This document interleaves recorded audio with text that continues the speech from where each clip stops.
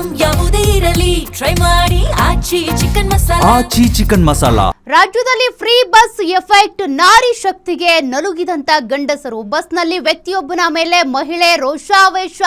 ಬಸ್ನಲ್ಲಿ ಸೀಟ್ ಬಿಡದ ವ್ಯಕ್ತಿಗೆ ಪಂಚ್ ಕೊಟ್ಟಂತ ಮಹಿಳೆ.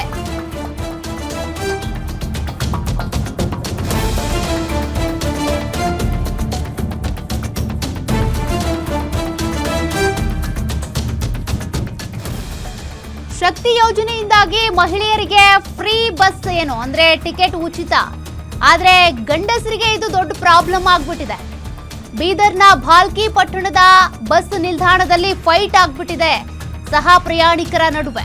ಎಷ್ಟೇ ಮನವೊಲಿಸಿದ್ರು ಕೂಡ ಡೋಂಟ್ ಕೇರ್ ಅಂದಿದ್ದಾರೆ. ಮಹಿಳೆ ಆ ಪುರುಷನಿಗೆ ಪಂಚ್ ಕೊಟ್ಬಿಟ್ಟಿದ್ದಾಳೆ.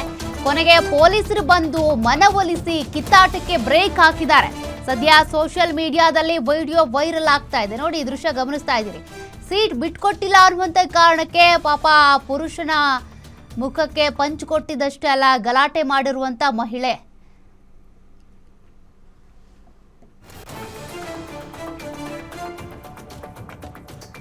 ದೃಶ್ಯವನ್ನ ನೀವು ಗಮನಿಸ್ತಾ ಇದ್ದೀರಿ. ರಾಜ್ಯದ ಸರ್ಕಾರಿ ಬಸ್ಗಳಲ್ಲಿ 4 ನಿಗಮಗಳಲ್ಲೂ ಕೂಡ ಈಗಾಗಲೇ ಫ್ರೀ ಟಿಕೆಟ್ ಇದೆ. ಅದು ಶಕ್ತಿ ಯೋಜನೆಯ ಮೂಲಕ ಫ್ರೀ ಟಿಕೆಟ್ ಇದೆ ಅನ್ನುವಂಥ ಕಾರಣಕ್ಕೆ ಗಂಡಸರು ಅವ್ರ ಸೀಟ್ ಇಟ್ಕೊಂಡು ಕೂತಿದ್ರು ಕೂಡ ಸೀಟ್ ಬಿಟ್ಕೊಡ್ಬೇಕು ಅಂತ ಏನಿಲ್ಲ, ಅವರು ಕೂಡ ದುಡ್ಡು ಕೊಟ್ಟೆ ಟಿಕೆಟ್ ತೆಗೆಸಿರ್ತಾರೆ. ಆದರೆ ಇಲ್ಲಿ ಮಹಿಳೆ ಸೀಟ್ ಬಿಟ್ಕೊಡ್ಲಿಲ್ಲ ಅನ್ನುವಂಥ ಕಾರಣಕ್ಕೆ ಪುರುಷನ ಮೇಲೆ ದೌರ್ಜನ್ಯ ಅಂತಾನೆ ಹೇಳ್ಬೋದು. ಇದು ಯಾವ ರೀತಿ ಗಲಾಟೆ ಮಾಡಿದ್ದಾರೆ, ಹೊಡೆದಾಟಕ್ಕೆ ಇಳಿದಿದ್ದಾರೆ, ರೋಷಾವೇಶದ ದೃಶ್ಯಗಳನ್ನ ನೀವು ಗಮನಿಸ್ತಾ ಇದ್ರಿ.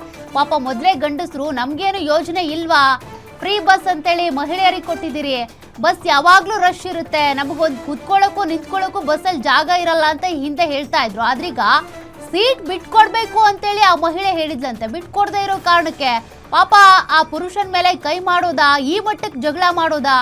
ಅವರು ಕೂಡ ದುಡ್ಡು ಕೊಟ್ಟೆ ಟಿಕೆಟ್ ತೆಗೆಸ್ಕೊಂಡು ಕೂತಿರ್ತಾರೆ. ಏನೋ ಸೌಜನ್ಯಕ್ಕೆ ಕೆಲವರು ಮಹಿಳೆಯರ ಮೇಲೆ ಅನುಕಂಪಕ್ಕೆ ಸೀಟ್ ಬಿಟ್ಕೊಡ್ತಾರೆ. ಬಿಟ್ಕೊಡ್ಲೇಬೇಕು ಅಂತ ಎಲ್ಲೂ ರೂಲ್ಸ್ ಇಲ್ಲ.